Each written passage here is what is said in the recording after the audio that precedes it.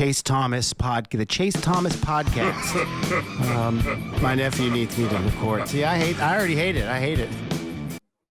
All right, hello, and welcome back to another episode of the Chase Thomas Podcast from still the aforementioned Chase Thomas, coming to you live from Knoxville, Tennessee, Everything School HQ. Joining me, old friend Cody McClure from Talk Sports 8 to 11, Monday through Friday, right there on FANRUN Radio and Fox Sports Knoxville. Cody, good afternoon, my friend. How are you? What's happening, Chase? I'm doing all right, man. Just doing the daily radio grind. You know how that goes.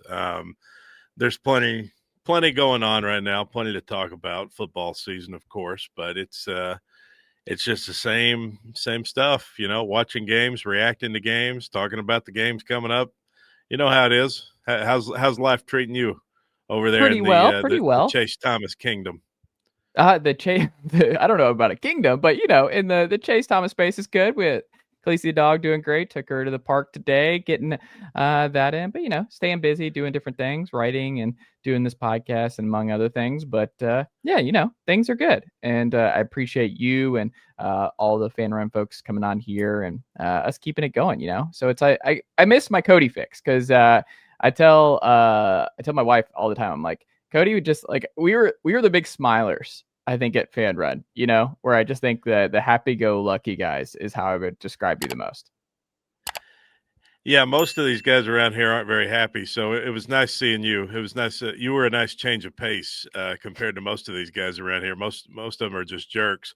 So we do miss the brightness that you brought to the station, but. I guess it's fine over here. I'm just hanging back here in my little corner office, doing same as usual. So, but now I got to share this office. So back when you first got here, or maybe right before you started, I had the luxury of just having my own room to work in. Yes. And that helped me from a focus standpoint big time, because I think I've probably got the ADHD or the ADD, whatever that is. I never got actually diagnosed, but I'm pretty sure I got it, because when people are in here, I just stay distracted. And so I miss being able to work kind of in my own little corner. But right now, luckily right now, there's nobody in here. So I'm just hanging out here talking to you.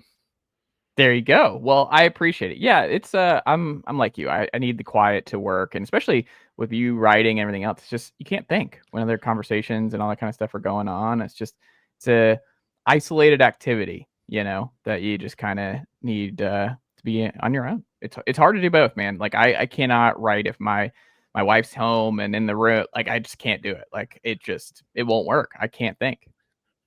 Yeah, my brain struggles with that, with the thinking. I mean, first and foremost, but then, yeah, anything past that, I don't think on a very deep level. But I like your background stuff here. I feel like the last time that I went on with you, I don't think you had all that behind you, or maybe you did, and I just didn't notice it. It was there. Yeah. It was there. Peyton right there. We got Ben Matlock up top, my favorite Atlanta trial lawyer. And then we got Andy Griffith a little bit in the corner. But yeah, and then the Braves world champion banner back there. Yeah, we got a couple things cooking. I noticed the Andy Griffith. I see that there in the very corner. What's the deal with the lawyer? That's Ben Matlock. Matlock, the great show from the 80s and early 90s. Oh, yeah. Yeah, okay. Yeah, that was my jam. Gotcha. That was probably my favorite show growing up. You know how you had those shows too, because it was always on WGN, and I loved WGN, where you had whenever I would be homesick or faking sick, I would have some Matlock marathons. I've watched I'm pretty certain every episode of Matlock in my time, but I love Atlanta trial lawyer Benjamin Matlock, played by Andy Griffith. So you're like you're an old school, you're like a TV Land guy. You like a lot of that old stuff like that.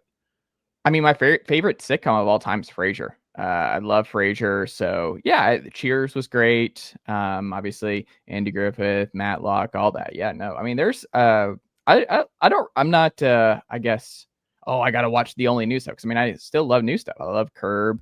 I love Always Sunny, but I also love a lot of the old stuff too. Like good is good regardless of the decade and the generation, Oh yeah, for sure. I like some of that old stuff though. You see those old black and white, like the Leave It to Beaver, and Andy Griffith, of course, was always on. But like those old, it used to be TV Land. I don't know what it's Mm, called now, but MASH stuff like yeah. that.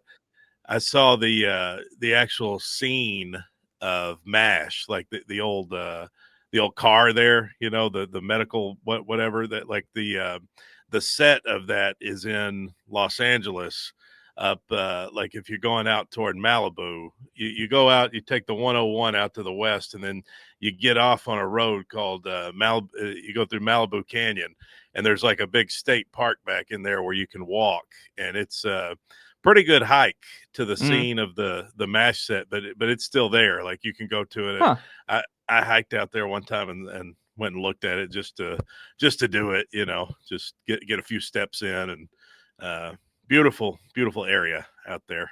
I I don't know love if you've that. heard Malibu, kind of known for being pretty nice. So Oh yeah, that's it's always been a wonder to me why Pepperdine is not more of a powerhouse because it's just the best campus I've ever seen. I have family in absolutely LA. gorgeous.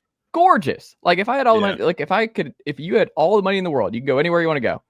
Go to Pepperdine. Like if you have any choice, like Pepperdine is the best campus. I don't know if I get much schoolwork done, but Pepperdine is like the perfect looking campus. It blows my mind that that's not just a powerhouse in sports.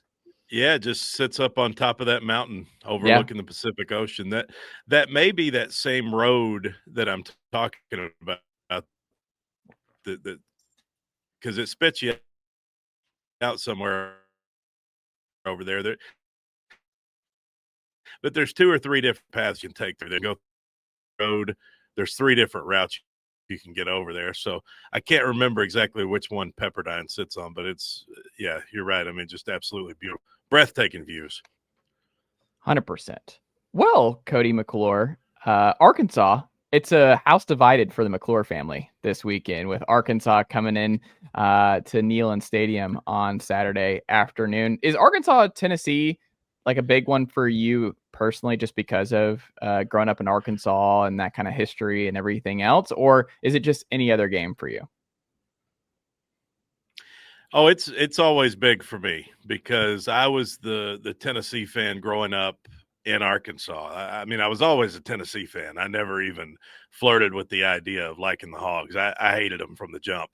But Hmm. 1998 obviously is. I mean, that's one of my first football memories. And the Sterner stumble and fumble. I mean, that's one that I've watched back probably 100 times. There's a great YouTube video it's just it's John Ward on the call, and like the interview Philip 5.5 minutes long or something like that. It's just the detail game. That's a great memory for me. And then when I was a kid, 2002, the 6 overtime game, Jason Witten caught it at the end, beat him 41-38.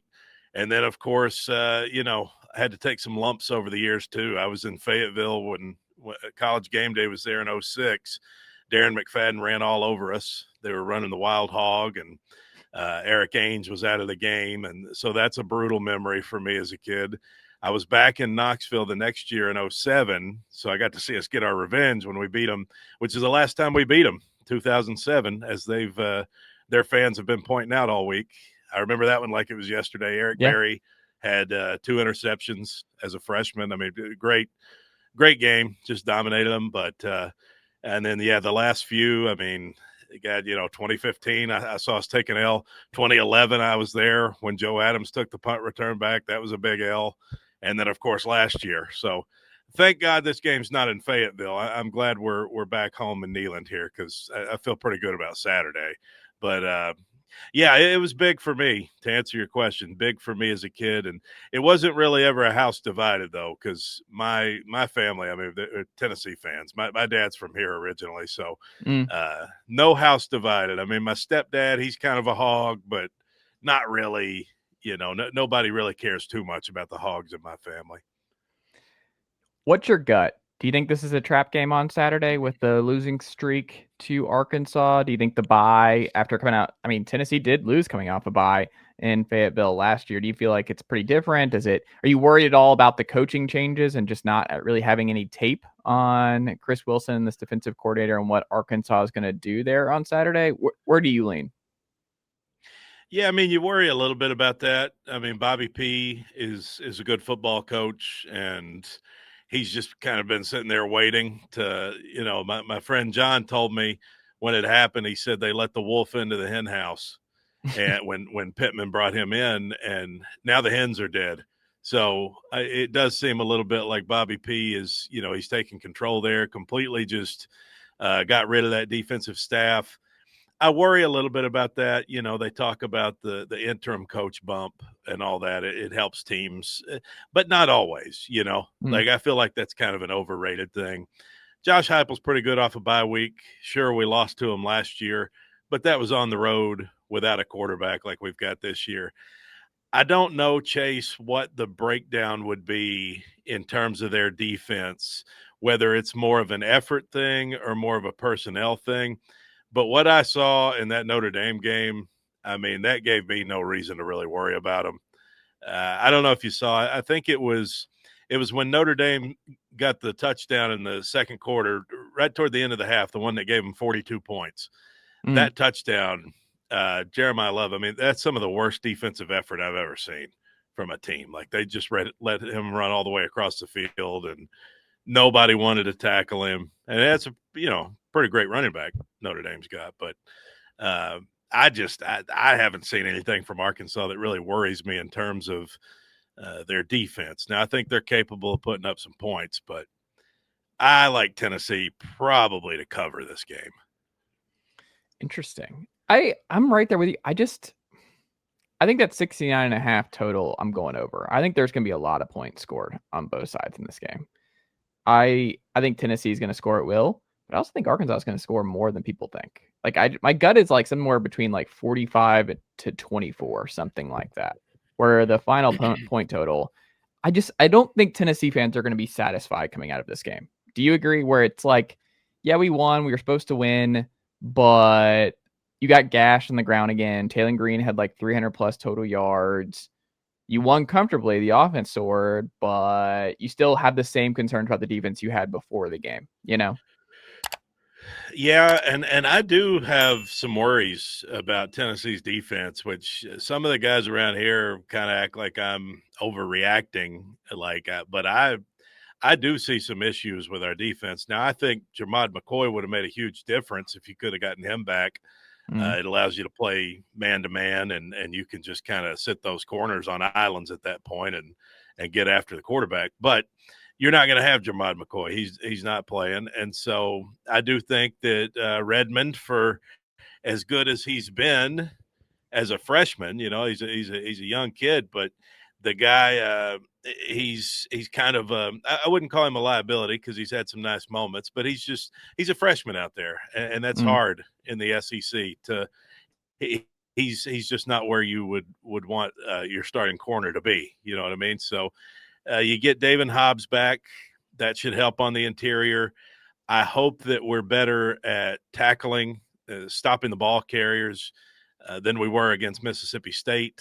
That Fluff Bothwell guy, he kind of ran all over Tennessee. And while the defense made some big plays in that game and helped you win that game, I thought they also allowed too much in terms of yardage and like you said, kind of getting gashed. So I would agree with you. I don't think we're going to come out of this being super happy with our defense. I think Arkansas is going to score some points, but I don't think it'll be anything crazy.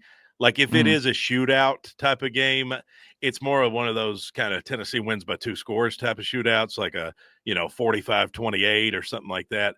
I would be surprised if Arkansas comes in here and it's a 45-42 type of game or something like that. I think we would feel awful even if we won that one. But I do think Arkansas gets some points. They got a nice little quarterback, but like you said, Tennessee should be able to score at will. Who's the unsung hero for the Vols football team through 5 games to you, Cody? The unsung hero. Well, Braylon Staley comes to mind. He's a guy. I mean, he had the big drop against Mississippi State, but maybe what is the definition of an unsung hero? Kind of a guy you didn't expect to be, because I mean Colton Hood, I feel like he kind of fits that Yeah, expression. I think what I'm thinking of unsung hero, it's the guy who has been really good for Tennessee and really pivotal, been a pivotal player, but really just hasn't gotten the kind of admiration and kind of, flowers from the fan base that like, hey, this guy's been really good, but he's just kind of overlooked by other obvious heroes for the team through 5 games. Well, that's typically just how you would define an offensive line. Yes. Those guys always are. Yeah, I mean that's kind of their whole vibe is being the unsung heroes. So maybe a Jesse Perry, maybe he fits that mold pretty well that you're going for. I would say probably the offensive line in general, but really Perry, because he's a guy who stepped in when David Sanders couldn't play, and you didn't really know what you were going to get from him. I know people were excited about him in fall camp, and he had kind of worked his way into probably being in that starting line. But for them to gel as well as they have, and for Tennessee to run the ball as well as they have this year, there were questions coming into the season. What's it going to look like without Dylan Sampson? How are the running backs going to be? I think the offensive line has really proved a lot the first half of the season. So, I'm a lineman at heart. So those guys are always the unsung heroes in my book. No, I think you're 100% right. I wrote about Jesse Perry this week. That was the guy who, I mean, he's the highest graded offensive lineman for Tennessee through 5 weeks. And he was projected to be your starting right guard. And because you didn't have David Sanders available for the first 4.5 games, you had to throw out Jesse Perry as a redshirt freshman at right tackle. And you remember the last 2 years, it's been rough. The combination of Gerald Mincey, Jeremiah Crawford, Dane Davis, John Campbell Jr., Lance Hurd before this season, the tackle play has been pretty below average the last 2 years at Tennessee. And this year, like, you lost Larry Johnson, in the spring portal window, who you thought was going to be your swing guy, to help ease the transition for David Sanders. And then he's gone to Colorado, and you're pretty thin, right? Your options are redshirt freshman Jesse Perry or true freshman David Sanders. And Jesse Perry's just been plug and play, giving up no sacks. Like I said, highest graded PFF player. I'm with you. I think the answer is Jesse Perry, because Lance Hurd is supposed to be this good on the left-hand side. Like, that's what you expected to get as a third-year former 5-star tackle. But Jesse Perry has just been totally fine on the right side. Like, Joey Aguilar has time to find Chris Brazzell down the field or Braylon Staley. And Tennessee's passing game being back and Tennessee being the number one scoring offense, I think a lot has to do with the tackles, and particularly Jesse Perry just being a plug-and-play guy. Well, they've done a good job pass blocking, like you said, but I think a lot of that too is attributed to just Joey getting rid of the ball. I mean, yeah. Aguilar has a pretty quick release. He gets rid of the football, and that's something that Nico didn't do last year. Nico would stand around in the pocket, and he'd have that deer in the headlights kind of look. You could just see the fear coming off of him, and a lot of times he would hold on to the ball too long. So I attribute a lot of that to Joey, but in terms of the run game too, I mean, these guys are road graders, and that's what I love to see from my offensive linemen. I mean, you want some guys who've got a mean streak in them, who play to the whistle and maybe give them that extra little push when they get up off of them. Jesse Perry's one of those kind of guys. He's just you can just see the drive in the run game that he's got, and I love that from an offensive lineman. Final one here for you, Cody. Guy you were most wrong about before the year, and guy you're most right about before the year for the Vols this season. The guy that I was most wrong about, I mean, I got to be honest, was Joey Aguilar, because when I first saw the tape on him, I said, oh, boy. I mean, I just being honest, I thought he was kind of a little bit of a turnover machine. I said, this guy, he'll throw the deep ball. I like the willingness to do that, but I'm afraid he's going to be fumbling the ball. He's going to be throwing picks. And I didn't know that he was going to come out and look like as good of a quarterback as he has. And, whether that's him just kind of proving the haters wrong, or if that can be attributed to the little bit of time that Heupel and the staff had with him, or if it's just him having more talent around him than he did at Appalachian State. Probably a combination of factors, but he looks so much better than I thought he was going to look. And, a nice surprise. I think we're all happy with the way that it worked out, having Joey instead of Nico in there. So I would say I was wrong about Joey from the jump. Who I've been the most right about?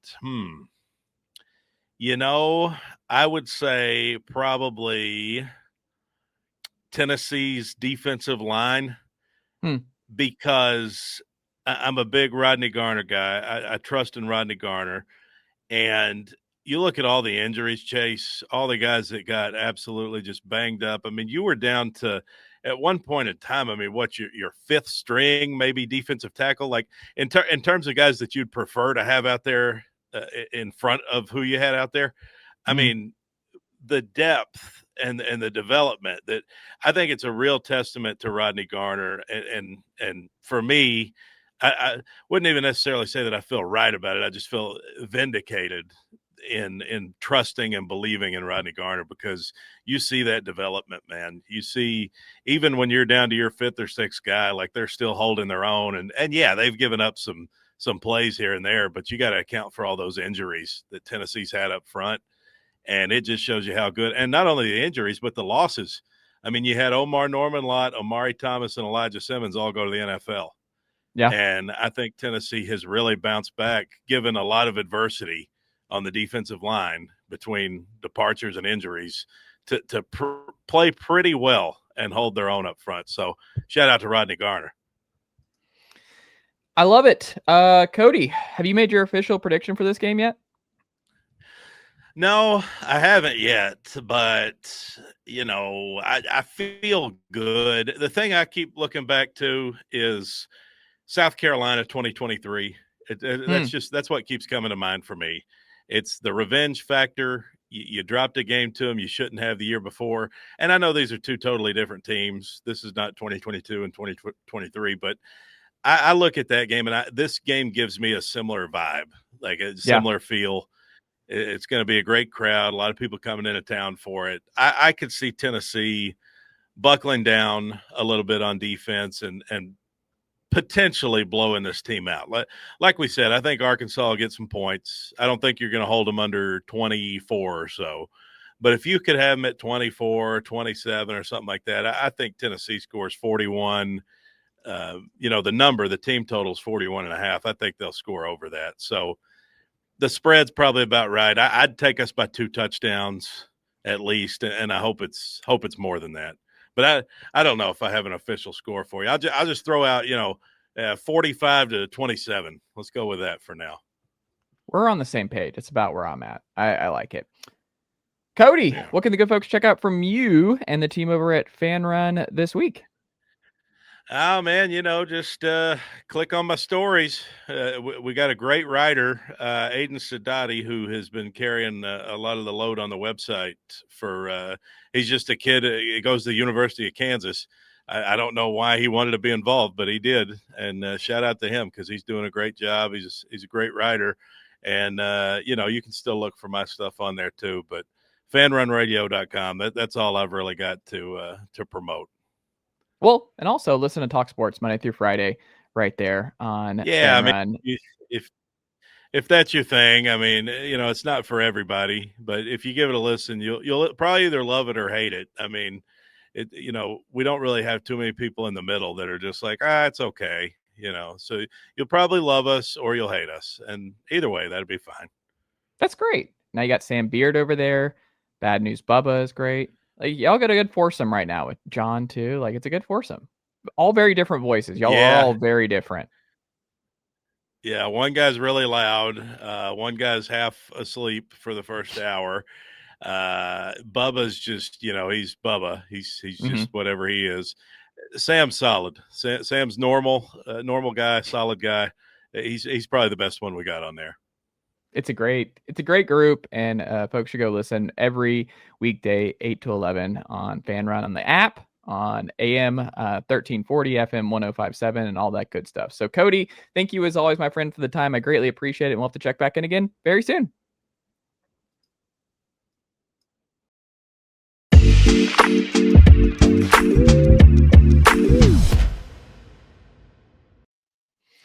All right, we're back here on the Chase Thomas podcast, where I'm now joined by fellow University of North Georgia alumni, host of the Georgia Voice of College Football. Matt Green is here. Matt, good evening, sir. How are you?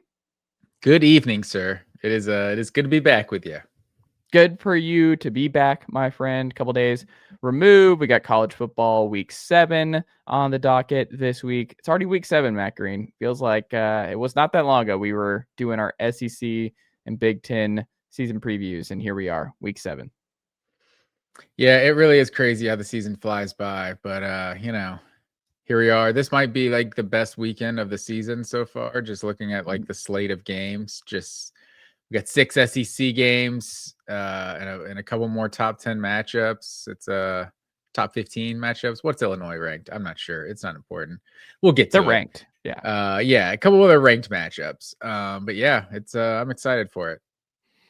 Absolutely. Well, we got a jam-packed show for you guys today. We'll talk about our week 7 pick'em, and then we're going to dive into it's always a pod divided Vols versus Dogs, but we're going to talk about the Vols and the Dogs and those games that we have here to kick things off. But before we get into our pick'em, Matt Green, January transfer portal window is here. And that's what's happening. We're going to see how it all works. I have some questions as to how it all is going to work, especially with the college football playoff teams. I think it's going to be kind of like college baseball, where college baseball, the deeper you go, the more screwed you are in the portal because you're behind and you can't spend that time hosting kids and on campus when that all opens up because all their seasons are done. And you're kind of you draw the short end of the stick because your team's really good and you're advancing really far. I just feel like that's kind of going to be what's going to happen here is the teams that have a deep playoff run that year are going to, because of this timeline, are going to be kind of screwed. I heard someone say the solution to the timeline part of this is every school that does big time football go on the quarter system, where if every big time college football program went on the quarter system, you don't have to like rush them into class in early January because you could get them in the spring semester. So you could do the portal in that second quarter of spring semester. Does that make sense? Where you could have it in March and like everybody. So then all those kids can still transfer in the spring and it's technically a winter and the coaches are happy because they still get them in the spring at some point, but you don't actually have to do it in January. So everyone going to quarter system who plays big time football would be a loophole to all this, but that'll never happen because that would require to do it. That's not a terrible idea. It's kind of similar to the idea that I had, which was just if you're playing big time college football, like you're not starting until like at least January 20th. Like that's when your spring semester won't start until then or something. But yeah, I don't know. This is interesting. Just looking at this year, the window is from January 2nd to the 16th. And this year, the quarterfinals are that New Year's Eve, and January 1st. So then the semifinals, the 8th and 9th, and the championship on the 19th. So you're saying, like, if you get to the semifinals, like, I just don't know. I want to know how they're going to treat these players because like Bo Prabula transferred last year. Like, not everyone transferred prior to like the playoffs, but he's a guy that, was not on Penn State's playoff roster, and Penn State, it's without a doubt a worse team, like without their backup quarterback. Like maybe it's not significant, but if something happens to your starter, they had like a very good backup, So to get all the way to that point in the season and then you're not at full strength of your roster, they just have to do something about that. Like you're going to make guys choose between playing in the semifinals or playing for a national championship to go to a new school. Like I assume there's some sort of window for those teams that are playing in those semifinals in the championship, right? Yeah. I'm glad that this happened. The other thing that I liked was that the coach part of it, right? Where that's the other like kind of thing sprinkled in here is that players were previously getting the 30-day window to enter the portal after their coach was fired, like at Virginia Tech or Oklahoma State or a couple other spots here this fall. But the new rules, they'll have a 15-day window into the portal following the hiring or announcement of a new coach from College Sports Wire here. So that's the language they use, and that's what I'm curious about. So obviously the people this year, they'll be grandfathered in, but next year I am curious how that works. So they can't I just don't really understand. So that means they will something not different be able than the hiring or the announcement. Well, that's what I'm saying. So it's if they hire someone, they can enter the portal. So you have 15 days after the hiring. So that means that you cannot enter the portal even if your coach gets fired mid-season, is what it sounds like. And then, but if once they hire someone, then you can enter the portal if that's before January 2nd or whatever. Interesting. So, because no one's hiring a coach mid-season, so is that the distinction? Like, we might fire guys mid-season, but no one's hiring anyone mid-season. I think it's just to stop the opt-outs mid-season, right? Yeah. To burn a red shirt and shut it down. Yeah, and the whole 4-game thing, that's also kind of gotten complicated with this portal too, because it's like that was a thing that was like good for players. That's like, well, you didn't really play that season, so you can get that red shirt. Well, red shirts should go away anyway, because that's something else that's challenged. It's like, let's do a blanket 5 years for everybody. Everybody gets 5, and then no red shirts, and you just play it through. You just know you've got 5 years to maximize your time, and then get rid of red shirts. We want 5 years of guys playing. If it means that we can get rid of red shirts and get rid of this nonsense where we're doing 6, 7, all these other challenges, yes, I'd rather meet in the middle, and I think 5 is in the middle. That's fair in terms of solving the problem that I'm addressing of just like, oh, well, my team sucks. It's been 4 games. Yeah. I'm going to sit out now because I don't want this year to count towards my eligibility. Like that's just the worst thing that could ever happen in the sport. And obviously has happened a few times. I don't know. I'm not saying it's an epidemic or anything, but that just sort of thing shouldn't happen at all. So yeah, it's interesting. I like that they, like you said, I like how we have just the one portal window now. I think something had to be done with that. I'm just my final question is just kind of like, what do they do with those teams that go all the way? Like, your season is ending after that portal is closed. So I assume guys can play in the national championship and still transfer somewhere else next season. Yeah. The other thing, I mean, we're taping this late on a Wednesday. I mean, the Bill Belichick news that keeps coming out in North Carolina, it gets worse and worse by the hour here. So, I mean, will he be the head coach when they play Cal here in 2 weeks? I don't know. Depending on which report you read, we'll see where things are. But man, it is getting crazy in a hurry. And that might be the next job that opens up potentially is Bill Belichick won't even finish a year at North Carolina. But I mean, that is crazy what's going out there on the North Carolina 247 Sports site and everything else. But yeah, just all kinds of different columns. There's a big piece over there on WRAL News that did a deep dive into the locker room and everything that's gone on there by Pat Welter. I mean, there's all kinds of stuff coming out of Chapel Hill this week. But yeah, I mean, we're on Bill Belichick head coach North Carolina watch here for the next week and a half. Yeah, dude, this is insane. I don't ever remember any coaching tenure like this ever. And the Hulu thing was canceled too. Yeah. It's like, oh man, what kind of train wreck? Everyone wants to see the footage now. But yeah, so I mean, basically, what's the story? It feels like a vibes thing. Like I heard the thing. He's like, wasn't really talking to the staff or anything during the bye week. They couldn't really get a hold of the head coach. Like, now they're trying to fire him with cause or something, potentially not have to pay the buyout. Although there's that whole thing, and he only has $1 million buyout, right? No, no, the buyout is like 20 something mil. But if he resigned or takes another job, then I think it's like $1 million or something. Oh, okay. So and then there's the cause aspect because there's some recruiting violations going on. Because didn't they just have an assistant coach suspended for rules violations this week too? Didn't that happen? Yeah, that sounds familiar. And I don't know, it's just been such a dumpster fire over there. Like, and like, yes, we've seen Armin Hawkins, the cornerbacks coach, was suspended over allegations for violation of NCAA rules. So yeah, their DB coach was suspended this week.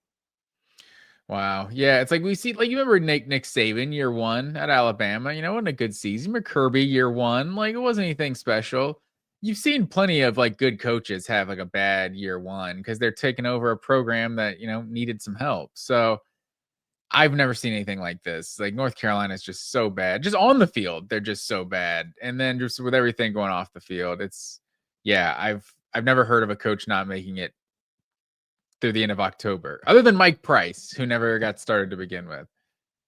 That's true. I mean, man, I didn't think this was going to work, but I did not think we would not even get through a year potentially. And that's kind of where we might be at, Matt Green.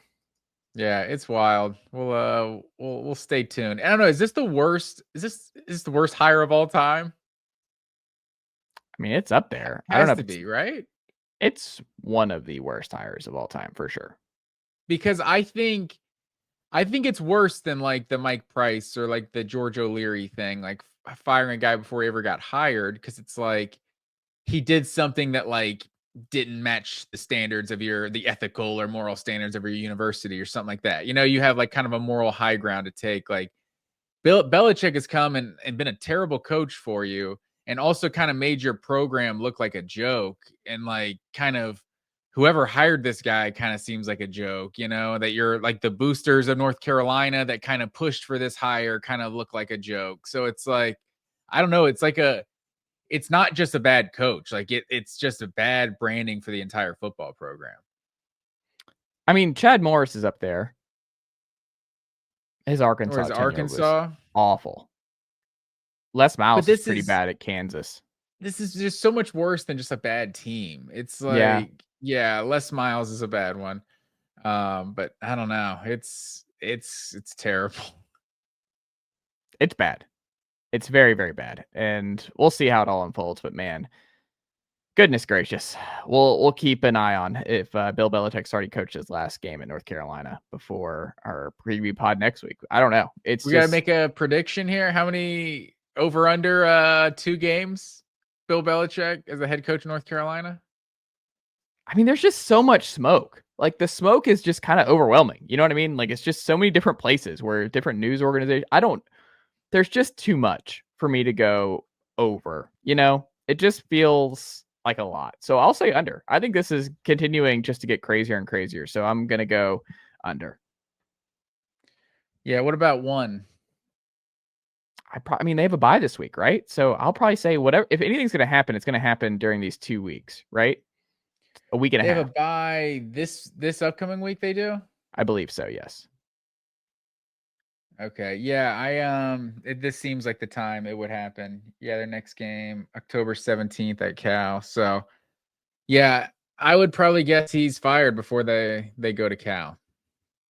Yeah. I mean, it's not like we have any insight in. It just feels like there is a whole lot of smoke. When there's smoke, maybe there's fire. I don't know. Big vibes guy.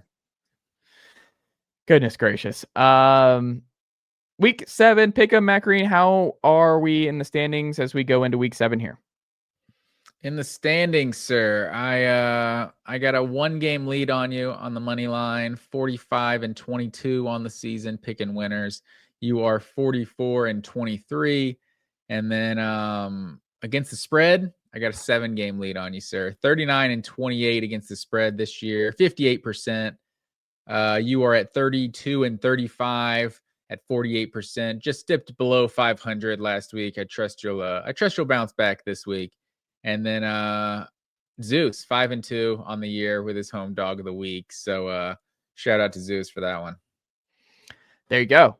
Well, excited to see who Zeus has for his home dog of the week. Could see Juice being a dog that you add into the fray at some point. I could see Juice. I could see you having a dog named Juice. I mean, no, you won't, because I couldn't think Juice without OJ. So, like, I don't know. I don't think I could name my dog after OJ. It's fair. With all due respect to one of the greatest running backs of all time, I don't see that happening. That's fair. Well, Matt Green, week 7 pick'em, kicking things off here. Your Georgia Bulldogs under the lights at Jordan Hare. The Auburn Tigers, 3.5 point home dogs. What say you, Matt Green?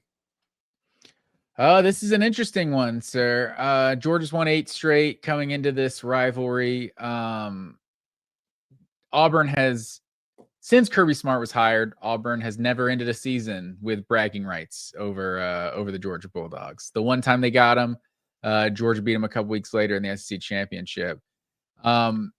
This is a really interesting spot to get Auburn right now. I feel like I don't know that we see Deuce Knight in this game, but it's like Jackson Arnold has not been very good through the first 5 games, but he hasn't turned the ball over. That's the biggest thing. Like last year when they weren't good, they had like 11 turnovers, I think, in their first 3 Power 5 matchups a year ago. Power 4 matchups a year ago. This year, they are 1-2 in those first 3 Power 4 matchups, but they don't have any turnovers in any of those games. So I think that's a big thing. And the biggest thing that I don't know how it happened, and it sounds like Auburn's administration is trying to make it worse next year. This is the 6th game of the season, and this is the first Power 4 matchup Auburn has had at home. Like, that's just kind of insane. They basically haven't had a legitimate home game to this point. Had to go at Baylor, had to go at Oklahoma, at Texas A&M. And so everything that, like, all their weaknesses to this point have been, the passing game and, protecting the passer. And those are basically Georgia's 2 biggest weaknesses on the season, is getting after the passer and their pass defense. So I kind of assume this is probably going to be the best game Auburn's played in terms of like just the pass game offensively this year, mainly because I don't trust Georgia to this point, but also I imagine it's going to be easier for Jackson Arnold when he's not playing in front of a rowdy home environment. And every legitimate game he's played this year has been in front of a rowdy home environment. So I think that's going to be a big deal. And they've also lost in different ways. So that's a thing about this Auburn team. Like Baylor threw for over 400 yards on this team. Like the biggest thing that gives me confidence with Georgia, on top of the fact that I think Georgia's running game is back. Like it was a weird 1 year that it was gone, but I think it's still early, but I think we can trust that Georgia's got one of the better run games in the SEC this year. And Gunnar Stockton's performance, you disagree with that? I mean, Nate Frazier is a fumbling machine. He doesn't have the. But Nate Frazier's like number 2, 3 right now. But I'm saying number 2, and he's been in the doghouse. And Chauncey Bowman's good, but I mean, Chauncey Bowman's not like I don't think he's an elite lead back. He's a good combo back, but I mean, I wouldn't say they're bad. I need to see more from the Georgia running game. I mean, it was so bad a year ago, though. Like, it's the worst in the SEC. That I will agree with. Yeah. So if you were to say they're definitely better than they were a year ago, yes.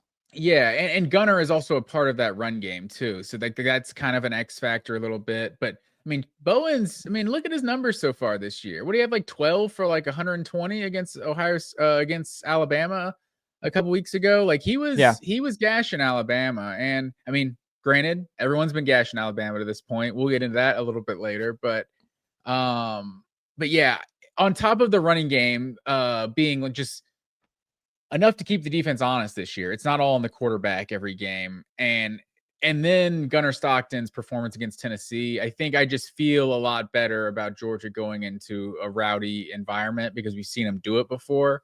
I'm really curious because these two teams, like the weaknesses kind of match the weaknesses. So I guess the strength versus strength in terms of Georgia's run game versus Auburn's run defense to this point. But the weakness versus weakness with Auburn's pass game versus Georgia's pass defense, I'm just really curious to how that matchup ends up. Like, is Georgia just getting gashed by maybe the 2 best offenses in the SEC and Alabama and Tennessee, and they're actually a pretty good defense? Or is everyone that goes up against this Georgia defense going to gash them a little bit? Like, I don't know to this point. And granted, they haven't been run on that much. So the run defense has been solid, but maybe it's just because the pass defense, if you can pass on them, you don't have to run on them. Like, I don't know. So that's one thing that I'm really interested to see, because I think how I feel about Cam Coleman, and Eric Singleton's had a good game the last 2 years against Georgia, playing for Georgia Tech. So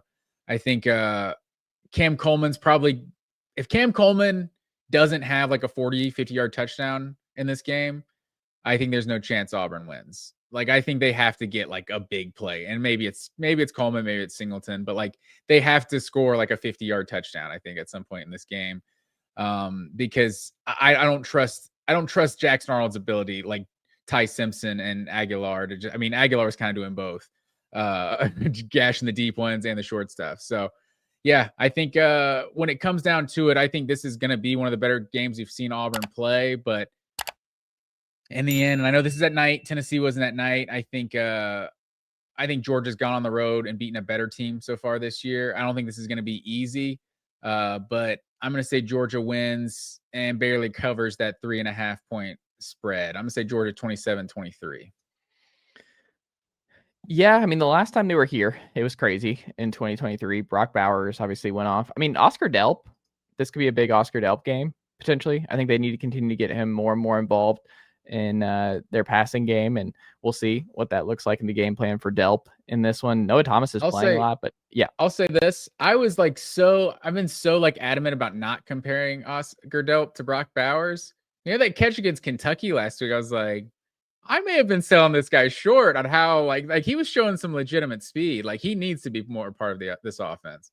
That's what I'm saying. I think this could be a big sneaky spot for him on the road in this ball game. I mean, I think it's the biggest game in Hugh Freeze's tenure.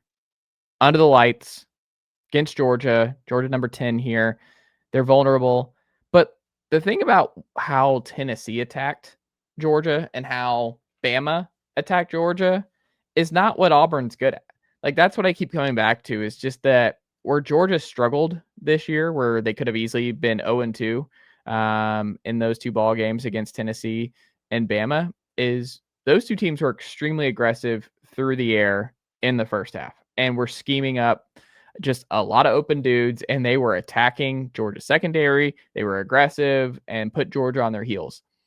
That is not Auburn football at all under Hugh Freeze. Jackson Arnold is not going to put pressure on KJ Bolden and Ellis Robinson and company. You know what I mean? Like, Georgia, like, part of the reason this matchup just feels so bad to me for Auburn is Jackson Arnold takes, like, you see the sack numbers and you're just like, oh, Auburn's offensive line. You watch the games, it's like, no, Jackson Arnold holds the ball forever. So even with Georgia's issues rushing the passer, I don't think that's necessarily an issue. You might have 4 to 5 seconds to get home and sack Jackson Arnold in this game. So you on one hand, I understand, like, Cam Coleman is another big time receiver that Georgia's going to have to account for, and they're going to press these Georgia corners to see if they can keep up with Coleman and Thompson and company and Eric Singleton. Obviously, like, Georgia secondary is going to be tested in this game.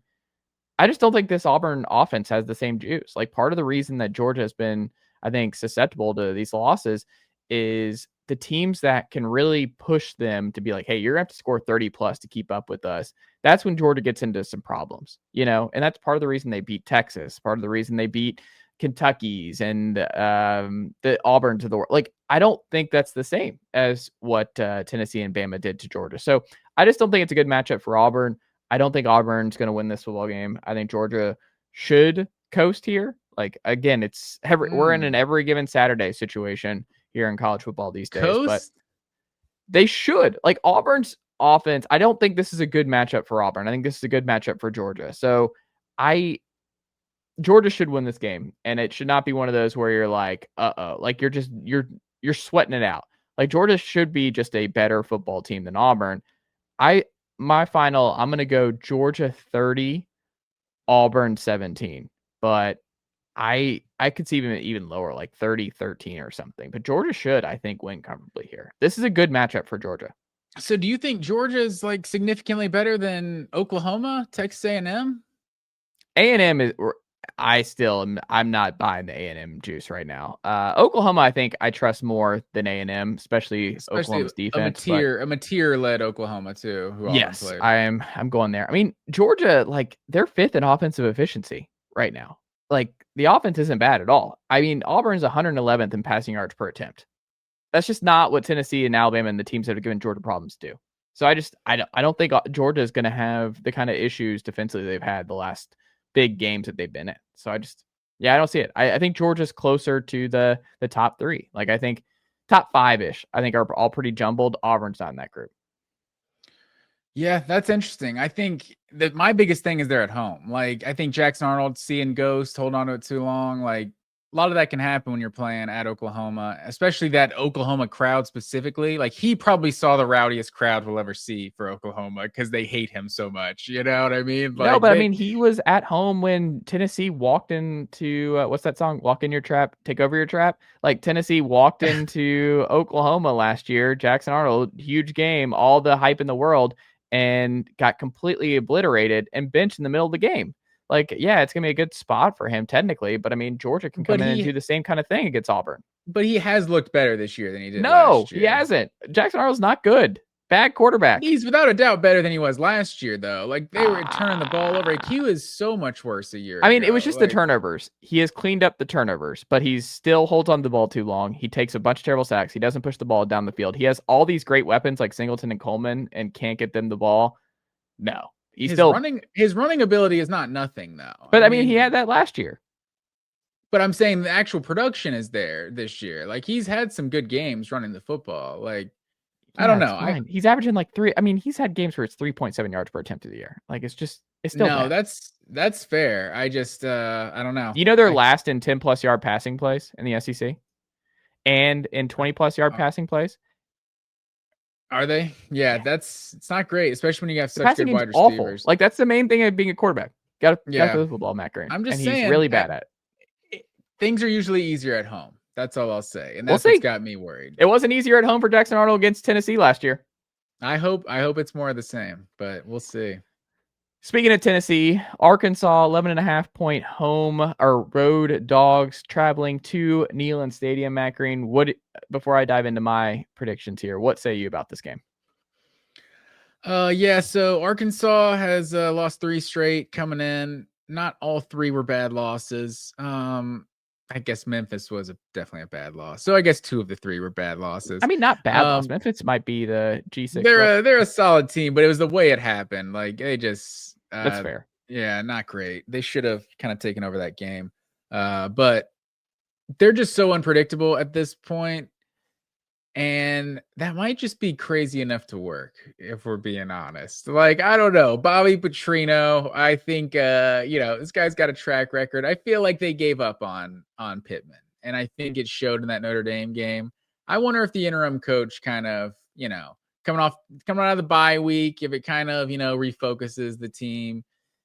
I think this offense is gonna make some plays. So 11.5 just felt too high to me, but it doesn't feel like a game.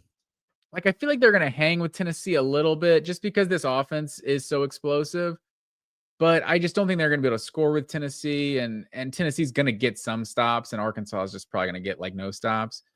So I feel like this is going to be a game, but not necessarily one that Tennessee really feels like they're ever in jeopardy of losing, if that makes sense. So give me Tennessee 41, Arkansas 31. Interesting. I think either Tennessee blows the doors off Arkansas, or this one's really close and Arkansas covers. Like, in a very close, this is like a 5 minutes left, and this is very much in doubt. I mean, Tennessee's lost 4 straight to Auburn or to Arkansas here. They lost last year. Is that right? They've won once since the turn of the 21st century. Or twice, excuse me, because the other one was 2001. There's a famous loss, right, where the guy gave it away. And was that 98? Yes. Clint Stoner. Is that what it is? Clint Stoner. Anyway, what were the other years they played? Do you have that in front of you? Are you talking about most recently? Yeah, Arkansas, Tennessee. Last year, 2020 in Fayetteville, 2015 Knoxville, 2011 Fayetteville, 2007 Knoxville. That was the last time they beat them. 2007, that would have been McFadden. 2011 was when that dude had that highlight reel punt return. Who was that? Adams? That punt returner for Arkansas. Number 6. Crazy. Yeah. Number 6, number 3. Or number 3, maybe. Yeah. I just remember that highlight reel where he like ran in some crazy circle and then took it to the house. Joe Adams. There you go. I was like, man, what is he? And I'm like, oh, he's our age. Who is the coach of that team? It's Bobby Petrino. Petrino. Maybe he's got something cooked up. I don't know. Maybe he's got a highlight reel punt return in his playbook.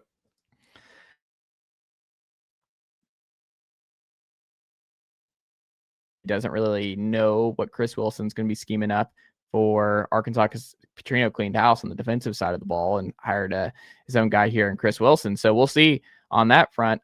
They will not have Jermon McCoy back for this game. There were questions as to whether or not he might be able to get back and make his debut here, but he will not be. He's officially out on Tennessee's injury report tonight. David Hobbs, though, will be back in the interior. So Jackson Moy full go, David Hobbs full go. This is big because Arkansas is going to try and run the football, but Tennessee is probably the healthiest they've been in the defensive line. They've been all year. So that should be really big for the Vols. Arkansas has given up 5 40-plus yard plays and 2 50-plus yard plays and 60-plus yard plays all through the air. So I think Arkansas is a good matchup for Tennessee defensively. I think they're going to give up some big plays. I think Brazel and Staley and company should feast on this Arkansas secondary. I think it'll be interesting to see if David Sanders starts at right tackle and move in Jesse Perry in to right guard. So that'll be something to monitor here in this ball game. But revenge games traditionally too have been very nice for Heupel. Like the South Carolina 2022 one, where obviously that ended Tennessee season. It was just a nightmare for a multitude of reasons. 23, I was at that game. They absolutely obliterated South Carolina. That is kind of the deal. Is Heupel? I think these are those kind of things. I don't think he's going to lose those type of games twice, in back-to-back seasons. So my gut is, oh, go ahead.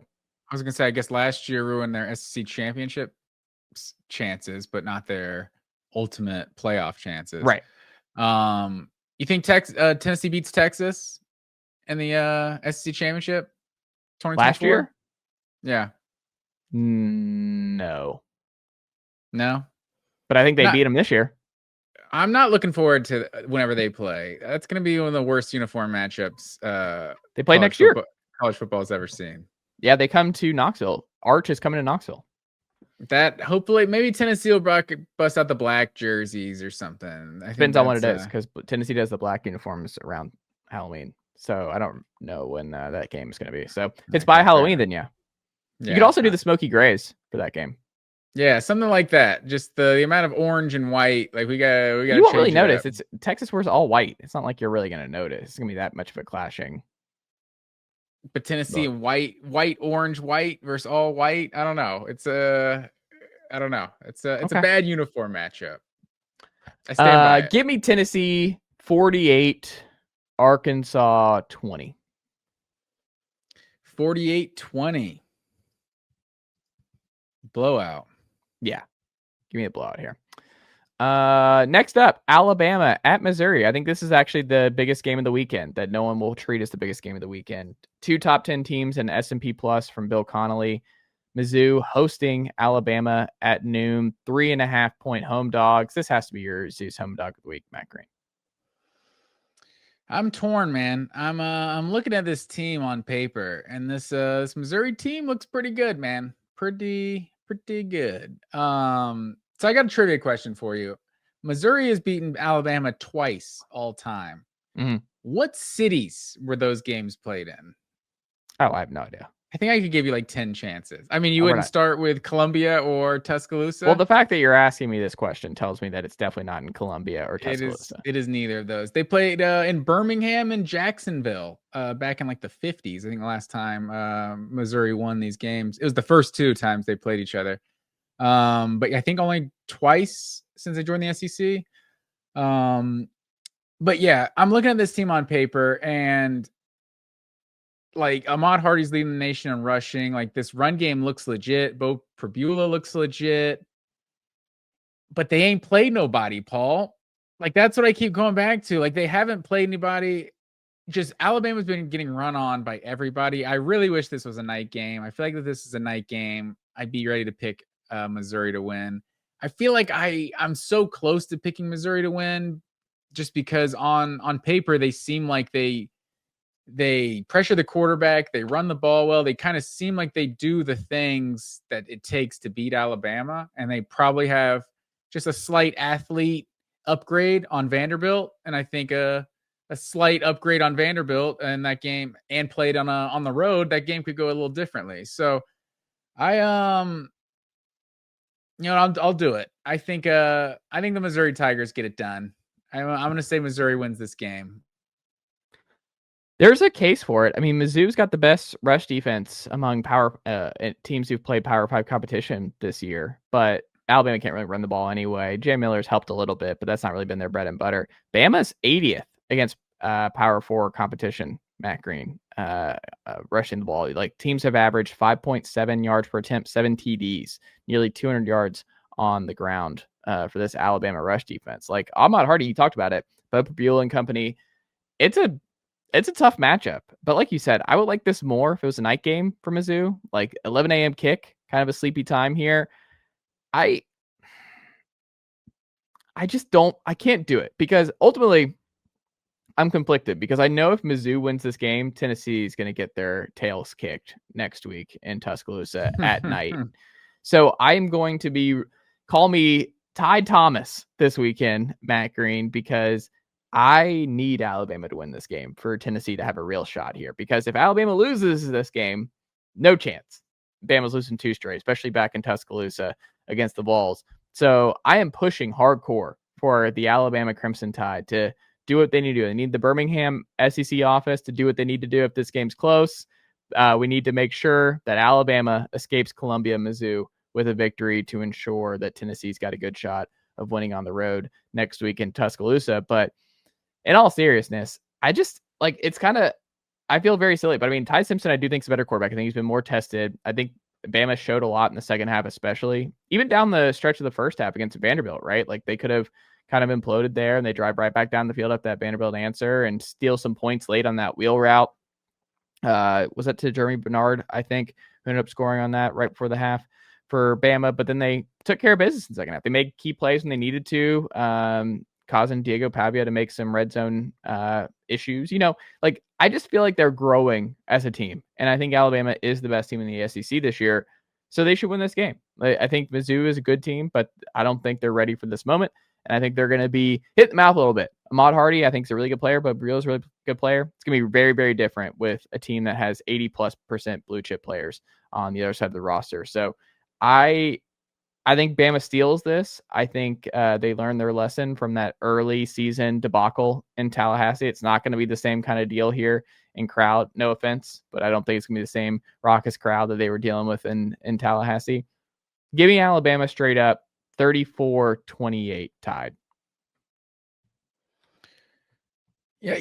So you don't think Missouri runs all over Alabama in this game? I think they could, but I still think it's what happens in the red zone. But does Alabama force them to kick field goals in the red zone once they get there? Do they force some turnovers like they did against Vanderbilt? Because they gave up big plays to Alexander, like that opening play, one of those opening plays by Vanderbilt was a big touchdown run in the ball game last week. So Georgia ran all over him too, and it was and they won both. So I'm not going to say that's ultimately what ends the Tide's chances here against Mizzou. So yeah, give me the Tide here. All right, put it on board. Oklahoma, Texas. The Horns 1.5 point dogs in this game, Matt Green. Can I give you a stat here? Yeah, and I'm pretty sure Texas. Wait, who's the dog right now? Wait, is Texas or OU the dog? I thought Texas was the dog. I'm pretty sure it changed like this week. Because what did we write down here? I don't have it pulled up in front of me. We have Texas plus 1.5. I'm pretty sure Texas was favored by like 3.5 earlier in the week or something like that. I'd have to look at how that changed, but yeah, right now Oklahoma is favored by 1.5. Hold on, we got to get this right before we make this official here. Where are you going? Money line. It's now just like nothing. It's just like a pick 'em. Yeah, it's a pick 'em, straight pick 'em. Wow. So that's what we're gonna do? Just straight pick 'em? Yeah, let's just do a straight pick 'em for this. Okay. But here's the stat. Not only is this game going to be the hardest to predict here this weekend for me, we'll see if Mateer, what he looks like, if he's going to play really banged up here. The timeline's pretty crazy for him to get back. Dude's a warrior. Obviously proved a lot more and a better quarterback than Arch here on October 8, 2025. But Texas is actually 3-7 in their last 10 meetings against Oklahoma. But here's the craziest part to me. since 2000, the furthest I could go back here in the Texas-Oklahoma part of this, do you know how many times Texas has won this game back-to-back? Let me guess, twice. 0 times. Wow. Texas has never beaten Oklahoma in back-to-back seasons since the turn of the century. That's a great stat. I don't think they're winning this game. Like, I think Texas is still at a point where people are like, this is why preseason polls are so stupid, because they make you like second guess what you're seeing on the field week over week, where you're like, oh, but they were preseason top 5. Like, a lot of people are like, I had them win the national title. I had them in the, it's like, well, what have you seen? Like, we've seen a lot of snaps now. Like, Texas is not who you thought they were going to be coming into the year. Like, that ship has sailed, kind of, where you're like, oh, LSU, man, I don't know. It's like, well, we have a lot of data here. The LSU offense has some real problems. Well, I don't know. You know what I mean? Like, I just think some things just are. And I think Texas is like an 8-4 type team this year. I think they're going 8-4. And I think they're losing this game. I think this is a rebuilding year for Texas. And I think a lot of people thought this was a national title type year. Don't think so. I think that ship sailed, obviously. They're not running the gauntlet here. They're not winning at Georgia and winning this game and winning all the, like, it's not, and beating A&M. Like, they're not running the gauntlet that Notre Dame might do here. By the way, you just described a 7-5 team, by the way. Well, I think they get one. I do think they eventually get one. But I'm saying they don't win out. That's my point. It's like they're not winning out here. But I also just don't think they're beating Oklahoma. Oklahoma's a better team. Oklahoma is a top 5, top 7-ish team with McClure healthy. Like, that defense is unbelievable. This defense is going to give Arch and this Texas offense all kinds of problems, I think, in this ball game. McClure might not be playing, though. That doesn't change your opinion? The Oklahoma defense is so good this year in particular. I don't know, man. I just, even with a banged up McClure, or if he doesn't play, whatever, I've seen way more from Oklahoma, and especially this Oklahoma defense, that I think Texas offense is in trouble in this one. And coming off that kind of loss and having another physical beatdown game in Gainesville to then have to get up off the mat against Oklahoma, a better defense and a better team, it's not a good spot for Texas. I think Texas gets beaten around a little bit more here, and I think Oklahoma wins outright. So give me Oklahoma 28, Texas 20. Yeah, in general, I agree with you. I just don't think Texas is very good this year. I think they just kind of are what they are. And if Mateer was healthy, I think it'd be easy, or at least I would feel better about it. I still don't know if how many points Oklahoma can score on Texas's defense. So it's going to be a very low scoring game, in my opinion. I'm going to take Oklahoma to win at 20-17. Okay. I could see that too. Final big hitter here. South Carolina at LSU, Matt Green. 9.5 point road dogs. What say you? I just don't. So these are like the 2 worst rushing offenses in the SEC, or 2 of the bottom 3 or something right now. South Carolina is just awful. They're like one of the worst in the country. Like, the phase-on edition has meant nothing. Yeah, and they're the worst. I think they're the worst passing offense in the SEC too right now. So they're at the bottom in terms of offensive performance in the SEC to this point. LSU's 18-2 all time against South Carolina. South Carolina's last one was 1994. I'm not a big fan of what we've seen out of this LSU offense to this point. But I guess I don't think South Carolina's going to win this game, but I struggle to think LSU covers this spread because this feels like a game with less offense than the Texas Oklahoma. Honestly, last year's game was like the craziest game of the entire season. I guess this could be crazy. You can see 2 mediocre teams play sometimes, and it's an amazing game. But I don't know. I just don't know what either of these teams are going to do offensively. Both defenses are pretty solid. I mean, I guess, Vanderbilt kind of crushed South Carolina, but yeah, I don't know what to expect from this one. I think South Carolina keeps it close. I'm going to say LSU 24, South Carolina 20. I mean, the history is terrible. I didn't realize how bad it was for South Carolina all time here. LSU is 18-2 all time against the Gamecocks. But South Carolina should have won this game last year, but again, it was at home. It's a very different deal being at home and on the road in the SEC. Do you know what's also kind of crazy? Do you know the last tie in SEC football history was against these two teams in 1995? I did not know that. Yeah, the last tie in an SEC football game, 1995, between the Gamecocks and the Tigers. That is a fun fact. Yeah, and the Gamecocks have not won a game in this series in 30 years. South Carolina's offense has all kind of problems. Like Lenora Sellers, like, what do you do? Because you're having this terrible year. You're projected to be a potential number one overall pick. Do you come back now? Do you just go and say, "You're not going pro"? I mean, I don't know. I don't know what his draft stock looks like. I mean, I guess Anthony Richardson is the standard. I don't know. Maybe that, although maybe that ruined anyone's chances of doing that. I mean, does he lead? Does he do the Carson Beck thing where it's just like, all right, I just got to get out of here and do another college season and build my brand back up? I don't know. In fairness, I think Beck was going pro, and then it was like, well, Miami's going to offer a bunch of money. Let me go there. I just don't know that Lenora Sellers has that potential. Oh yeah, Lenoris would have a lot if he wanted to do one more year and he entered the portal. Lenoris would have a lot. But of big time teams that could win anything, yeah. I mean, he's got to have a lot better second half of this season. It needs to start now if he's going to do that. Yeah, I would say yes. I mean, Penn State makes if you're Penn State, you do that 10 times out of 10. I mean, is Lenora Sellers good? I mean, I think you take the flyer, you take the chance. I don't know. I think Penn State wants a guarantee.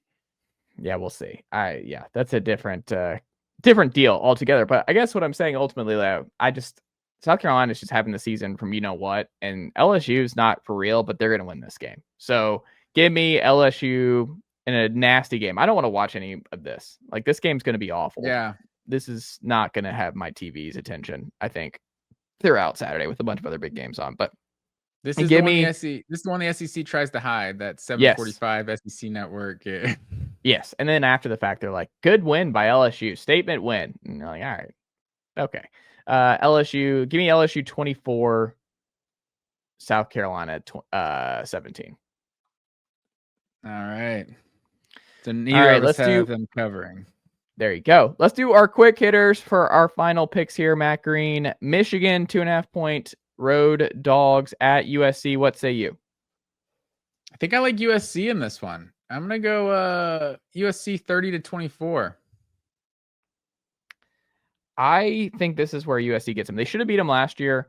I think this is going to be really hard for Michigan on the road in this spot. I think Michigan's better than people nationally are giving them credit for, especially people in the SEC. Like, I think Michigan's still really good. I think Bryce Underwood's going to be a really, really good player for Michigan. Justice Haynes is legit running the football for them, but I don't think that's going to travel here. I think USC's offense is going to do enough to where Michigan just can't keep up. I'm right there with you. I think USC wins this, and it's a huge, big win for Lincoln Riley in the Big Ten. So give me USC 31, Michigan 13. Ooh, blowout. I think Michigan's offense is going to have a lot of up and downs, and I don't think this is a good spot for them. I like it. Florida, 7.5-point road dogs at Texas A&M. Matt Green, what say you?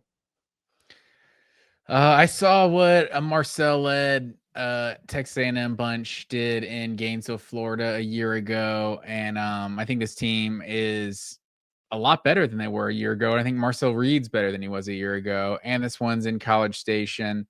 Florida's feeling good, and they should after they're winning over Texas. But A&M, I think, is legitimately one of the top 5-10 teams in the country. And I think they win this one by 2 touchdowns. I'm going to say 31-17. A&M gets it done. I think this is going to be an absolutely insane game because all these games are insane. If you look through the history here, Matt Green, these games are never not weird. Every game is basically close since 2012.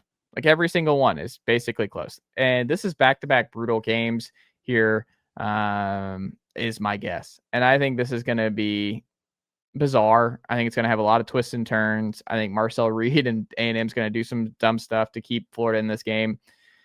I think Florida's going to wow some folks through the air in this game. I think Dallas Wilson really burst onto the scene last week for Florida.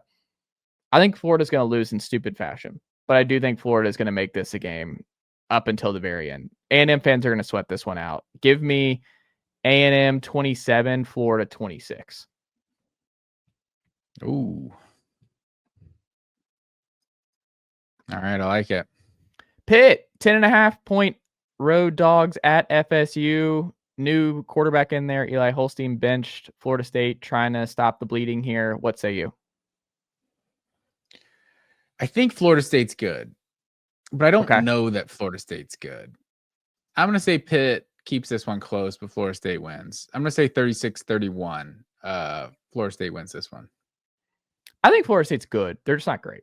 Like they're like the 26th best team in the country, I think. And they just won. They had a big win early that changed people's perspective on them. And it wasn't really fair because people went too far, where it's like, oh, top 10. It's like, no, Florida State's not top 10, as I almost just concussed myself here with my mic.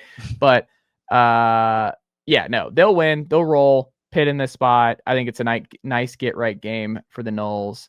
Give me Florida State 35, Pitt 16. All right.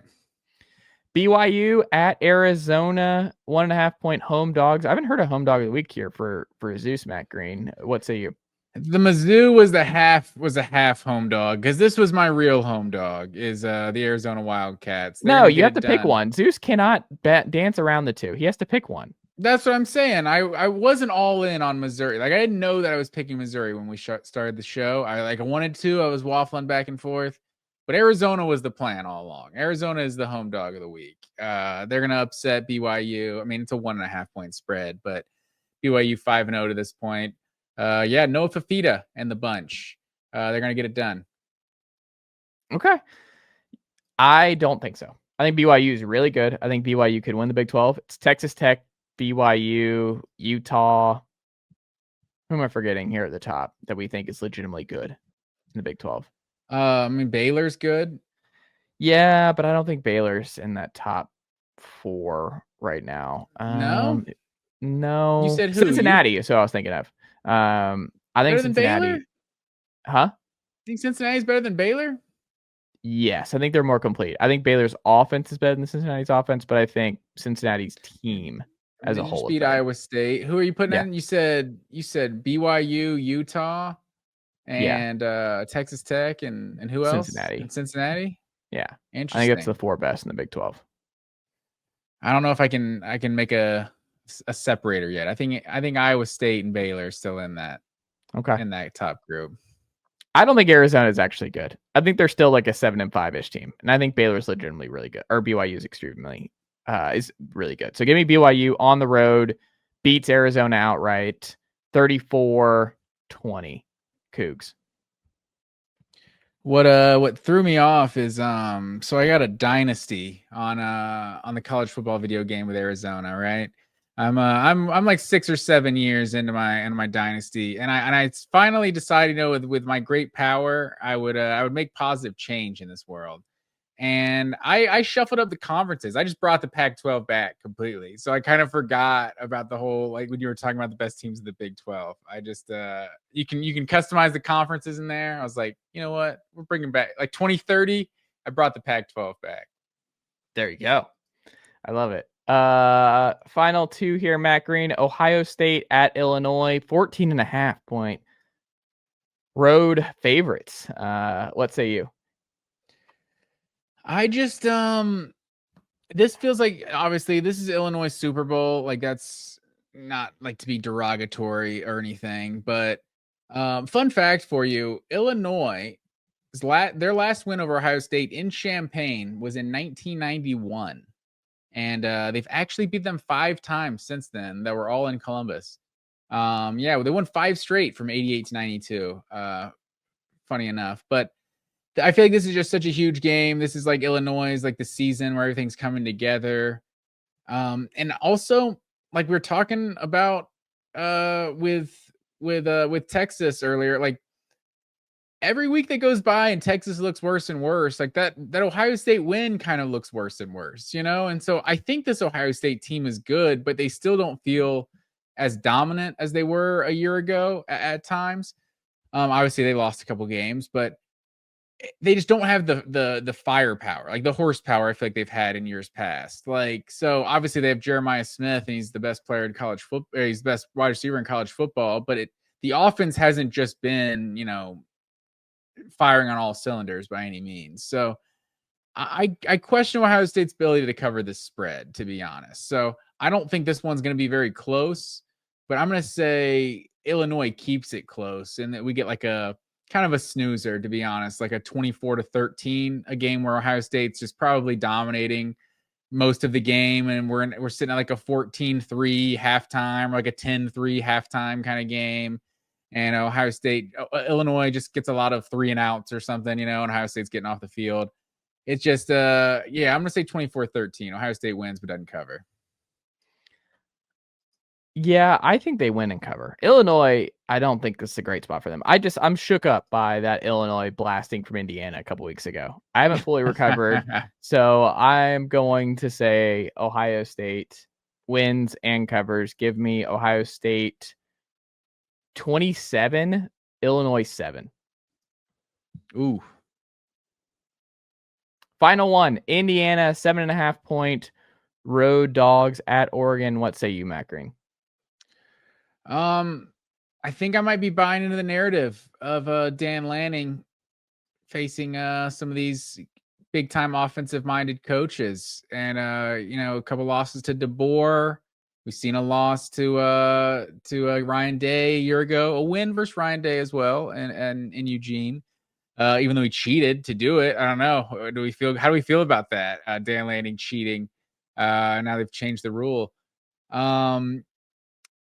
I'm taking Indiana, man. I think the same thing I'm saying about Ohio State and their win over Texas kind of looking worse and worse. Like Oregon, the only thing they've done really this year is that win over Penn State, and not sure that was a good team. So like you said about Illinois, as scarred as you were about Illinois, I can't get that vision of Indiana dropping a 60 spot out of my head. I just think this team looks good, and that's someone who hated on Indiana a lot this offseason as well.